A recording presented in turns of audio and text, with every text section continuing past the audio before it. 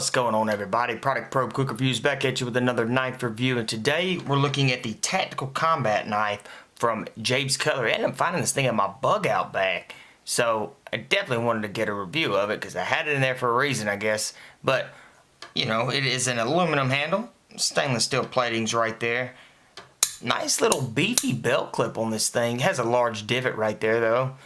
But it sits super high, so that's what you want with some of these tactical knives, because you're wearing it in a vest or you're going for a more concealed side.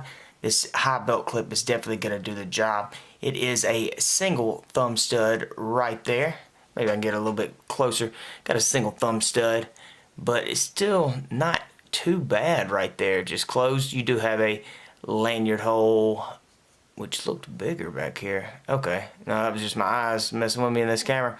So small lanyard hole. Let's see, single hand deployment. Yeah, it's a little stiffer.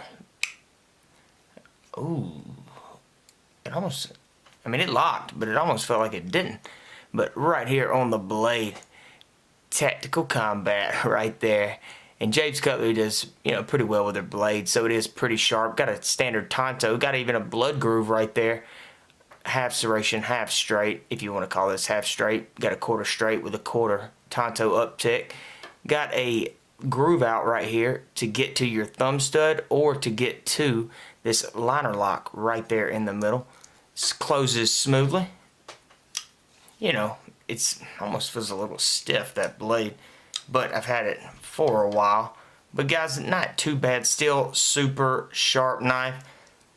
Bam, closes well. But that's it, guys. Just a quick review on the Tactical Combat Knife from Jabe's Cutlery.